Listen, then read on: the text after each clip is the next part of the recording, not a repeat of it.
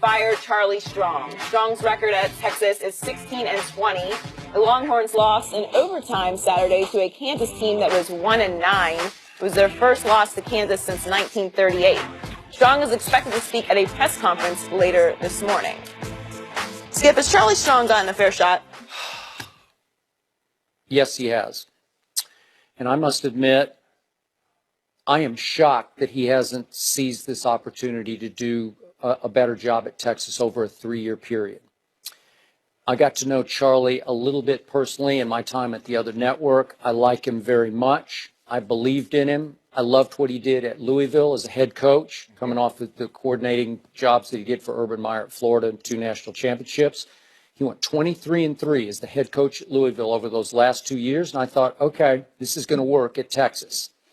Now, he wasn't the first choice at Texas. In fact, I'm not even sure he was like the 9th or 10th choice. Just quickly to go over the list, they made runs at Saban and Harbaugh and Jimbo and Urban Meyer, Chip Kelly, Malzahn, Les Miles, Jim Moore, David Shaw, Mike Tomlin, James Franklin. All the big names they made runs at, and for whatever reasons, none of those clicked or worked. So it came to Charlie Strong. So I will give you this. There were great expectations in the beginning, and maybe a little too much early scrutiny for immediate signs of life and progress. And I will tell you, and I talked about this on my old show a lot, I was very impressed. Charlie walked right in the door and ran off 9 players. 9 of Mac Brown's former players, for disciplinary reasons, for violating team rules. And I thought that was a bold early statement.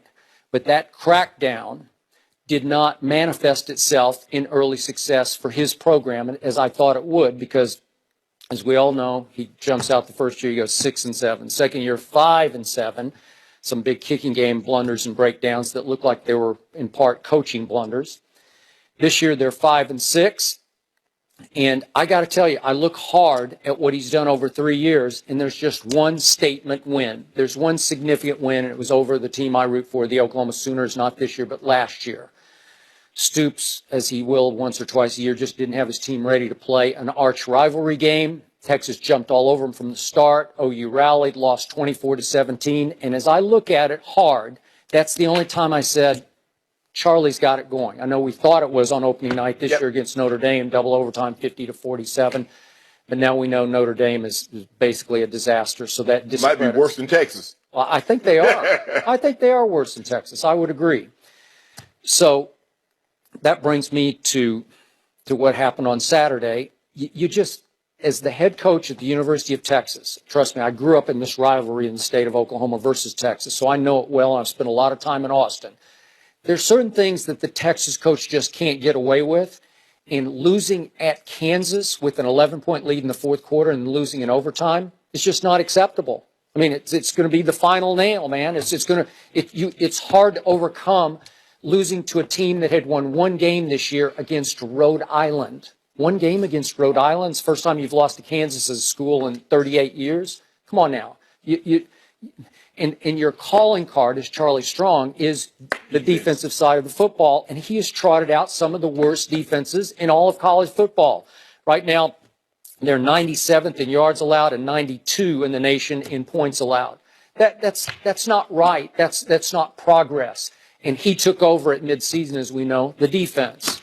Vance Bedford demoted. So now you can't even give me that. And yet on offense, they're pretty good. They're fun to watch because Shane Buechele is a true freshman. He's got a live arm. I think they found their first pocket passer since Bobby Lane. Well, that guy threw Kansas back into the ball game. No, I agree. But he's a true freshman, and you're going to get that occasionally from him. I'm with you on that. But he's had some big games, too.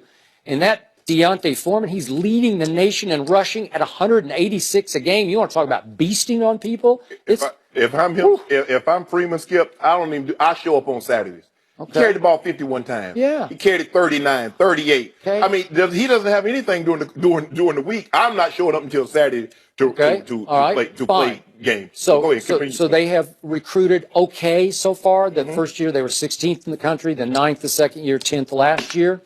They're not doing so well right now because he's on the hot seat. But it sounds like the hot seat's even over now. Yep. But the point is, I just thought he was better than this. And after 3 years, if I saw a little sign of progress here and there, I'd say, hey, let the kids continue to grow up, give him a shot next year.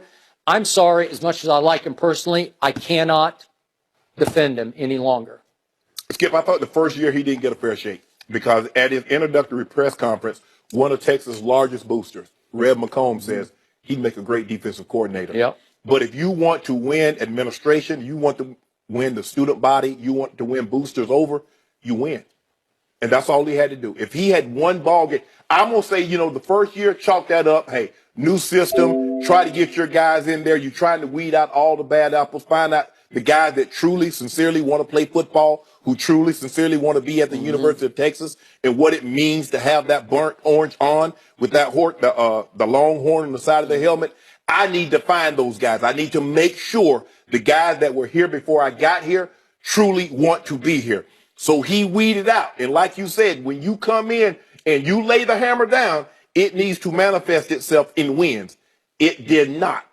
With that being said, so now we go to the second and third year. Skip, you got to win. There are certain jobs, Alabama, Michigan, Ohio State, USC, Notre Dame. Those jobs, you can't go 8-4. 9-3 is not good enough for those jobs. You need to be playing, you need to get into the playoffs, or at the bare minimum, play on New Year's. You got to play in one of those big bowls, Skip. Because if you don't, they're going to run you out of town. Because they've been at the top of the mountaintop for so long. Now, I don't know if Texas in a year or two, even if I believe they're going to go after Tom Herman, the head coach of the University. I would assume so. Yep. I thought that at the very beginning. And you've liked him all year. I have. Now, maybe because I thought he did an unbelievable job of calling play. Ohio State hasn't looked the same offensively since he left. I'm with you. Now, and they kept Cordell Jones and they put Barrett back in there and they had a lot of the same pieces. Correct. Only thing but they didn't look the same. So I'm not so sure that if he comes in there, I do think they'll be better. But I don't know if they're going to be able to contend right away for a national championship. But Skip, this is not good enough. You need to play for a New Year's Day or you need to get into the playoffs. And he wasn't even close. And as you mentioned, he got the big win on opening day against Notre Dame. And you're like, okay, this is Charlie's year. And now we look at Notre Dame lost to NC State. You look at now Brian Kelly, both of these guys, you think about it. Both of these guys might lose their job. They might. Charlie Strong and Notre Dame's head coach, Brian Kelly, excuse me. Yep. Skip, this is disappointing. And because if you look at, like you mentioned, his expertise is defense. They are terrible. And if you look at what he had at the University of Florida, 2 national championships, he was dialing it up. And even at Louisville, you're like, okay, but Skip, sometimes the grass isn't always greener. He had a great thing at Louisville. Expectations, you go 8-4, 9-3 at Louisville. Yep. You're going to be there for 20 years. You go 8-4, 9-3, you might get 5 years at the University of Texas. Yep. Because they got rid of Mike Brown for those very same records. They did. After he won a national championship and lost another one with Colt McCoy, got injured early in that ball game. They got rid of Mike Brown for 8-4, 9-3. That's unacceptable at this university. And Skip, Kansas didn't cost Charlie Strong this job. This was gone long before. Once he lost to Cal, once he lost those games early, he wasn't coming back. He could have beat Kansas by 40, and Charlie Strong was going to be out of this job come end of the year. But that did cinch it, obviously. Well, that was it, man. But see, now you don't really have to, we really like Charlie, because if you fire him at 8-4, you're like, well, man, look like he was turning this thing around. Now you fire, and plus, even if he's 8-4, he loses to Kansas. You probably still gonna fire him, but you're gonna say, you lost to Kansas. You can't lose to Kansas. You can't lose to Kansas in Texas. Austin, you can't lose to him in Lawrence. You can't lose to him in the parking lot. You can't lose to him in LA. At University of Texas, you can never, ever lose to Kansas. And he lost. So, like you said, the final nail, but that wasn't even a nail. That was a tack. Yeah. I'll buy that. Maybe even a statement. This was a foregone conclusion, Skip. Nobody thought with his record that he was going to be back at the University of Texas next year. So just for perspective, according to Forbes, this is the most valuable program in all of college football, and it's not even close. Yes. Because it's the most profitable program in all of college football. it generated last year $92 million in pure profit, which was only $5 million short of all the revenue generated at Alabama, not counting. No, that's not about the profit, just the total revenue generated. Mm-hmm. Wow. So this is a money machine. Yes. And it's, as they say in Texas, big business. Yeah. And the guy at the helm, the head coach, has to have a little bit of charisma and showmanship. And the Charlie I know off camera, he has humility to him. He's soft-spoken. He's not a dynamic personality, but I still think he's a good football coach. Yeah. But I don't know if that translates at Texas without the personality to go with the acumen. You got to be able to smooth with the guys. You do. Says, I don't go to the country club. I don't play golf. He said that a couple of weeks ago. I don't play golf. Well, Charlie, you got to go out there and shoot 200. Something. or figure something else to do. Yeah, go to dinner. He said, I call him. I keep in touch. No, it's not enough. You got to see it. Skip, I'm looking at Charlie Strong, and I looked at him the first week against Notre Dame and the excitement and of winning that ball game and that shootout, and I saw him Saturday. Skip, he's aged 10 years and 4 months. I agree. I mean, I do. I'll be relieved for him when he's out from under this. First of all, he needs to go somewhere because I think he was able to flourish at Louisville because the pressure wasn't what it is at Texas. It's not. So because 8-4-93 at Louisville is good. You can keep that job for 15 years. You're not keeping this job at the University of Texas. Mm-hmm. Like I said, these gold stars, the Alabamas and the USCs and the Texas and the Notre Dames and the Ohio States and Michigan, Skip, you need 10-2. You need playoffs. You need, the Sugar Bowl, the Rose Bowl. You need to get into those games. Mm-hmm. Playing December 18th in a bowl game. It's not going to cut it at the University of Texas. Which is what he did the first year. Yes. Yeah.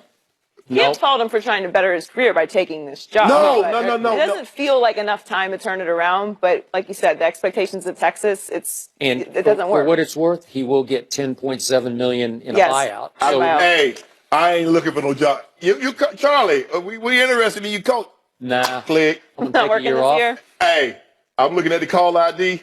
This is a solicitation call. I ain't even answering that. No, 10.7, Skip, I'm shutting it down. For my next job, I'm going to an ideal situation where I can be me. I don't have to play golf. I don't have to meet with the boosters. I mean, you're going to have to do it sometime, but it's not going to be a weekly occurrence where I got to go shake hands and kiss babies and pat people. It's not going to age in 10 years. No. I'm going somewhere where I can win. 8-9 games a year will be good enough for me to keep gainful employment, and I can live a happy and prosperous life. But that's a pressure cooker. You go to those 5-6 big-time schools, you got to be all in. Yeah, it takes a special guy to coach there. Next up, the Redskins offense took over last night.